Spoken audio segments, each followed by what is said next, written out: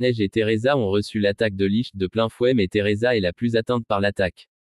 Alors qu'elle sent ces dernières heures arriver, elle demande à Asta et Gauche de sauver les enfants car ils sont innocents et purs, mais Licht n'est pas du même avis. Il affirme que les humains, peu importe leur âge, sont tous mauvais. Licht, avec l'aide de Valtos, renvoie Sally vers leur repère. Licht affirme vouloir bâtir un nouveau royaume sur les cendres de l'actuel royaume. Asta s'interpose pour le tuer avant, mais Licht l'attaque avec sa magie de lumière. Malgré sa blessure, Asta l'attaque de nouveau. Alors que Licht allait lui porter un coup fatal, Yami arrive à la rescousse et le sauve d'une mort certaine. Il a embarqué Finral avec lui. Asta demande à son capitaine la raison de sa venue, ce qui énerve Yami. Asta présente Licht à Yami comme étant le chef de l'œil maléfique, ce qui surprend Yami puisqu'il l'imaginait beaucoup plus costaud. Valtos propose à Licht de faire appel au troisième œil, mais Licht refuse et affirme vouloir combattre Yami seul. Asta demande à Finral d'évacuer les blessés vers la ville. Alors que Finral allait partir, Yami lui demande de revenir après avoir amené les blessés. C'est ainsi qu'un combat féroce prend place entre Yami et Licht. Yami affronte Licht, avec sa magie de ténèbres. Yami arrive à prédire les mouvements de Licht, ce qui le surprend. Licht, qui porte un fort grief contre le royaume de Clover depuis que la confrérie de magiciens duquel il venait a été massacrée, car leur pouvoir, permettant d'influer les conditions météorologiques et de manipuler les strates, effrayait la population extérieure qui autrefois les vénérait comme des divinités. Yami en retour décide de lui raconter son histoire. Il déclare alors qu'il vient du pays du soleil levant et a échoué sur les berges du royaume de Clover après le naufrage de son bateau de pêche. Au début, les habitants se moquaient de lui et lui menaient la vie dure. Mais un jour, il s'est fait une place en devenant plus fort que tout le monde. Ils poursuivent leur combat, se battant sur un pied d'égalité. Licht révèle qu'il est bien celui qui avait vaincu Fuegoleon, après lui avoir tendu un piège. Ce qui confirme les soupçons de Yami. Il continue le combat en enchaînant les attaques de lumière et d'ombre. Yami demande à Asta de combattre avec lui, mais il se dit qu'il n'est pas de taille pour ce combat car il n'a pas de magie. Yami lui dit qu'il ne se sert pas de la magie mais du ki. Il lui explique alors le principe du ki, qui permet de sentir la présence des gens autour. Valtos propose son aide de nouveau à Licht qui accepte et lui demande de capturer Asta. Yami envoie Asta combattre Valtos, bras droit de Licht. Asta réussit à ressentir sa présence en se concentrant et ne se reposant pas sur sa vue, ce qui lui permet de renvoyer l'attaque de Valtos et de le mettre à terre. Yami ne croyait pas qu'Asta serait capable d'utiliser le ki. Valtos vaincu, Licht se met en colère et passe à la vitesse supérieure en créant des fouets de lumière qui l'abat sur eux. Licht ravage la grotte avec ses fouets et fait écraser des roches sur Yami et Asta pensant qu'il les a éliminés. Mais ils arrivent à sortir des décombres. Asta veut combattre Licht mais Yami décide de combattre seul en affirmant qu'Asta n'est pas de taille et lui demande de se charger de Valtos.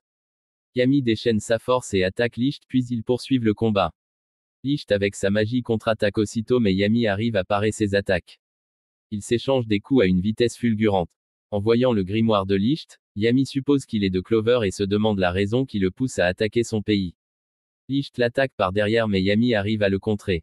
Licht éclaire Yami sur ses intentions en disant que l'œil maléfique est là pour corriger les inégalités sociales. Yami trouve ironique son histoire et il l'attaque. Valtos et Asta sont stupéfaits devant le combat.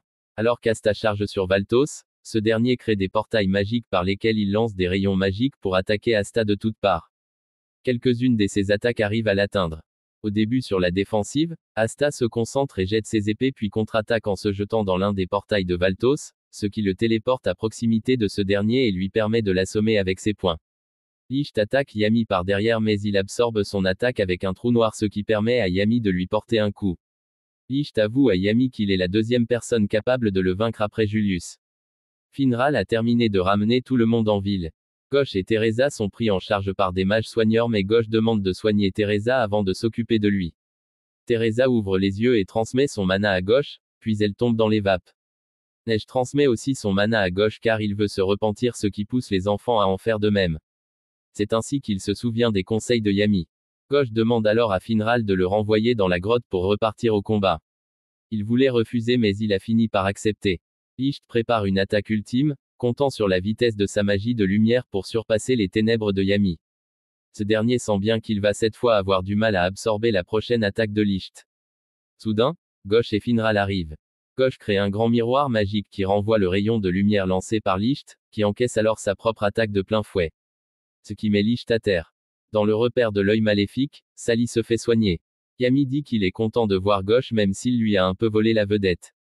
Il se rapproche de Licht qui sourit en voyant Gauche et en disant qu'il ne voulait pas le blesser, raison pour laquelle il a reçu son attaque de plein fouet. Yami recourt à sa magie ténébreuse d'entrave pour ligoter Licht. Noël contacte Sekbronzaza qui lui fait savoir qu'il a informé Yami de la situation puis il s'est mis en route. Les enfants sont rentrés retrouver leurs parents. Les enfants racontent à Noël ce qui s'est passé. Noël s'enquiert de la situation auprès de Teresa, toujours en soins intensifs et se vexe que Gauche et Finral ne soient pas venus la chercher avant de repartir au combat. Pendant que Yami et ses subordonnés attendent que la magie de Finral se régénère, soudain ils ressentent une quantité de mana colossale puis apparaissent 3 complices de Licht. Ria s'approche de Yami à la vitesse de la lumière mais Yami l'attaque aussitôt. Fana se rapproche de Licht et le soigne avec sa magie de flamme. Vet menace de tuer Yami et ses subordonnés pour avoir touché Licht. Il révèle que ces 3 combattants sont plus puissants que lui. On a Ria dit le perfide, Vet l'impitoyable et Fana la hargneuse. Licht les considère comme les mages les plus puissants de son organisation. Ria copie la magie de Yami et l'attaque avec. Vet avec sa magie bestiale le combat au corps à corps et brise son katana. Fana enchaîne avec sa magie élémentaire de feu en invoquant une salamandre, comme Yuno avec sa sylphide. Yami est submergé par les attaques combinées des 3 combattants et reste sur la défensive. Alors qu'il est en mauvaise posture, il est sauvé par 3 capitaines de compagnie de chevaliers mages puis Finral les présente à gauche. Il s'agit de Jack l'Éventreur, capitaine de la Mante d'Émeraude, Nozel Silva, capitaine de l'Aigle d'Argent et Charlotte Roseley, capitaine de la Rose Bleue. Pendant ce temps, Neige expliqua Noël comment ils se sont fait avoir par l'œil maléfique. Il s'excuse auprès de Noël et lui avoue vouloir purger sa peine pour devenir l'ami d'Asta. Rebecca remarque que Noël a le béguin pour Asta. Les capitaines se chamaillent un peu au lieu de se battre. Jack l'Éventreur se moque de Yami pour s'être pris une raclée et a envie de se friter à lui. Charlotte se fait vanner par Yami sur son caractère aigri alors qu'elle en pince secrètement pour lui. Alors que Nozel se réjouit de pouvoir venger Fuegoleon, Yami et Asta le narguent et se moquent de sa coiffure. Soudain Ria ouvre les hostilités et affronte Charlotte. Jack fait face à Vet et sa magie bestiale et Nozel, qui voulait s'attaquer à Licht, doit faire face à Fana. Ils s'échangent des coups à une vitesse fulgurante ce qui empêche Asta et ses amis de les voir. Mais Yami y arrive grâce au ki. Licht ne supporte pas de voir Asta avec le grimoire noir et les 2 épées. Yami se jette sur lui pour en découdre à nouveau, imité par Asta qui prend Licht par surprise. Lui assénant un coup puissant, cela brise malheureusement le sceau de Licht qui inhibait ses pouvoirs. Licht se réveille et demande de nouveau pourquoi il détient les épées Drinda et Dispelda qui annulent et renvoient la magie et qu'il clame être la propriété de son éminence, ce qui laisse penser qu'il ne serait pas vraiment le chef de l'œil maléfique. Il demande à Asta de le lui rendre mais il refuse. Voyant la gravité de la situation, ses camarades sont obligés de l'entraver pour le contenir et ils battent en retraite en emportant aussi Valtos mais ils promettent revenir terminer ce qu'ils ont commencé. Alors qu'Asta se réjouit de leur victoire face à l'œil maléfique, soudain il s'écroule. Dans le repère de l'œil maléfique, Ria et ses amis plongent Licht dans un bocal pour être soignés. Rad fait part à ses compagnons du danger qui pèse désormais sur eux. En effet, leurs 2 complices prisonniers, Catherine et Georg, risqueraient de dévoiler leur cachette sous la torture. Et la possibilité que l'empereur mage découvre l'identité de Licht. Asta se réveille pensant qu'il était crevé avant qu'il ne voie ses amis.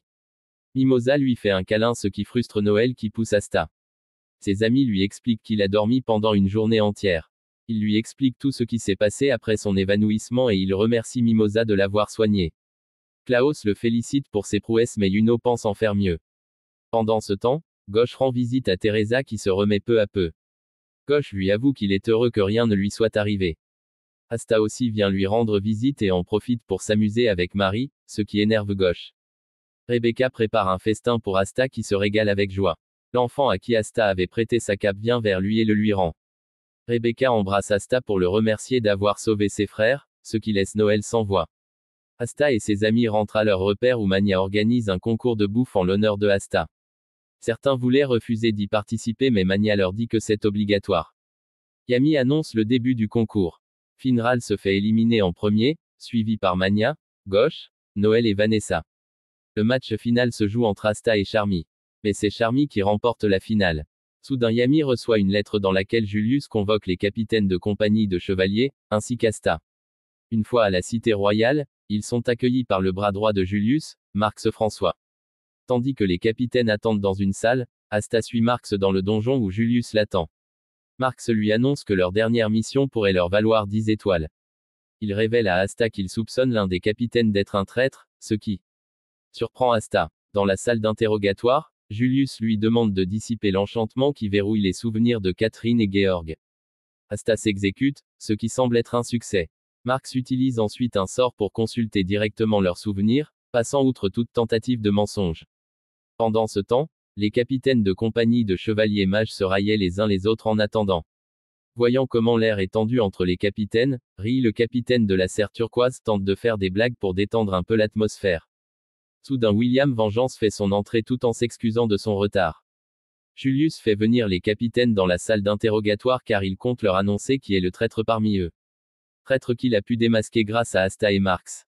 Julius explique un peu la vraie nature de l'œil maléfique aux capitaines grâce aux informations livrées par les prisonniers. Julius leur révèle qu'il sait qu'il y a un traître parmi les capitaines, ce qui les surprend mais pas tous. Sous l'emprise de la magie de Marx, Catherine et Georg révèlent que le traître serait Geldre Poiseau, capitaine de l'Orque Magenta. Démasqué, ce dernier tente de nier les accusations portées à son égard.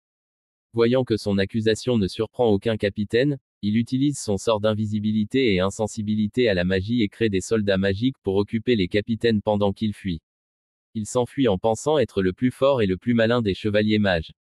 Cependant cet Asta, désormais capable de sentir le qui le trouve et dissipe son invisibilité. Il est rejoint par Rie qui le piège dans un tableau magique. Rie, admiratif des capacités d'Asta, sympathise avec lui. Après, ils sont rejoints par les autres capitaines ainsi que Julius l'Empereur. Ramené au donjon, Geldre sous l'emprise de la magie de Marx, avoue avoir capturé les mages qui maintenaient la barrière magique de protection de la ville, ce qui a permis son assaut. Julius ne veut pas rendre l'incident public puis il ordonne aux autres capitaines d'aller enquêter au sein de leur propre compagnie pour vérifier qu'aucune autre taupe ne se dissimule. Après l'interrogatoire, Ria s'échappe du palais. Sa magie de métamorphose l'avait changé en capitaine de compagnie de mages dans le but de le faire accuser. Julius convoque Yami et Asta en privé. Il leur apprend que la stèle qui se trouvait dans le repère de l'œil maléfique peut se servir de gemmes magiques qui, une fois toutes réunies, pourraient réveiller une forme très ancienne et puissante de magie. Fuegoleon avait d'ailleurs été ciblé car il possédait l'une de ces gemmes. Et les mages de l'œil maléfique en auraient repéré une dans une zone à forte densité magique. Asta ne sachant pas de quoi il s'agit, Julius le lui explique. C'est un lieu dangereux parsemé de sortilèges mortels. Julius leur confie d'aller récupérer la gemme avant l'œil maléfique. Yami se remémore son passé. Comment il s'est fait lyncher par les habitants de Clover, le jour de la récupération de son grimoire et sa rencontre avec Julius qui était obsédé par sa magie. Julius était capitaine à cette époque et ils ont sympathisé depuis ce temps. Julius pense que cette mission est plus adéquate pour Asta et son anti-magie. Asta et Yami rentrent ensuite à leur QG et font la fête avec leurs camarades. Juno et son équipe sont sur la route de retour d'une mission. Klaus reconnaît la force de sa magie élémentaire mais il lui dit d'arrêter de se battre seul. Soudain, ils entendent des cris puis ils courent voir ce qui se passe. Arrivés sur place, ils voient Noël et Vanessa mais Klaus tombe dans les vapes après avoir vu Noël presque nu. Klaus se réveille et clame que les membres du Taureau Noir s'amusent trop. Charmy, en voyant Juno, s'imagine tous les deux sur une plage ensoleillée. Vanessa propose un maillot à Noël mais elle refuse ce dernier. Elle finit par en acheter un autre. Après la séance de shopping de maillots de bain, Vanessa et Noël rejoignent le reste de leurs compagnons et partent pour la ville balnéaire de Yami qui est partie un peu plus tôt. En route, Asta demande à Finral pourquoi ils ne sont pas allés avec sa magie. Ce dernier dit qu'il n'est jamais allé à Raquet, raison pour laquelle il ne peut s'y rendre avec sa magie. Noël demande d'après Grace, c'est ainsi qu'ils se rendent compte qu'ils sont partis sans Gordon. Arrivé sur place, Asta est bluffé par la grandeur de l'océan. Il se met à s'imaginer avec Sœur Lily sur la plage. Noël se cache pour regarder Asta de loin et a peur de se montrer dans son maillot. Mania s'est mis en pagne. Luck met le feu à son pagne et ils se lancent tous les deux dans une course. Gauche présente l'océan à Marie par le biais de son miroir. Gauche attaque Asta car Marie aimerait s'amuser avec lui sur la plage. Asta ne porte pas d'attention à Noël, ce qui l'énerve. Elle l'attaque avec un sort mais le sort se retourne contre Mania, ce qui éteint son feu. Il profite de la plage et s'amuse, jusqu'au moment où débarque Yami, qui enquêtait seul et a découvert que le sanctuaire englouti est bel et bien sous l'océan. Ils sont surpris par le caractère sérieux de Yami. Il annonce à Noël qu'elle devra se servir de sa magie aqueuse pour leur permettre d'atteindre les fonds marins. Elle a jusqu'à la prochaine pleine lune, dans 7 jours pour s'entraîner et maîtriser son pouvoir. Le soir, Noël s'exerce seul sur la plage pour essayer de maîtriser plus d'un sort. Asta qui passait par là, va l'assister quand soudain il voit une fille en train de chanter. Pendant ce temps, au palais royal, Julius veut échapper à sa fonction de remplissage de la paperasse mais Marx lui tombe dessus cette fois-ci. Marx lui a amené un tas de documents qu'il doit signer. Julius se met à penser à Yami et sa bande. Pendant ce temps, les autres membres de la compagnie sèment encore la pagaille dans l'auberge mais Yami les calme en les menaçant. Noël et Asta restent admiratifs devant la douceur de la voix de la jeune fille. La jeune fille se rapproche d'eux et se présente à eux. Elle s'appelle Kaono puis Noël et Asta se présentent à leur tour.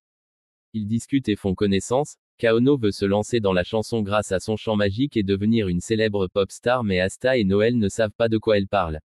Elle remarque que Asta a des courbatures puis elle leur fait une démonstration en utilisant son chant magique pour apaiser les courbatures d'Asta qui se sent débordée d'énergie. Elle lui fait payer toutefois ses services. En discutant, ils se rendent compte qu'ils sont dans la même tranche d'âge. Kaono leur demande la raison de leur présence. Alors qu'Asta allait tout déballer, Noël arrive à l'empêcher au bon moment. Noël lui explique qu'elle doit maîtriser sa magie dans les prochains jours sinon ses amis seront en danger puis Kaono décide de l'aider. Noël continue de s'entraîner, Kaono lui conseille pour mieux maîtriser sa magie de travailler sur sa sérénité en pensant par exemple à un souvenir chaleureux en famille. Mais Noël, qui n'a jamais reçu que du dédain de la part de ses frères et sœurs, pour sa faiblesse en magie et sa naissance qui a entraîné la mort de leur mère, n'y arrive pas vraiment.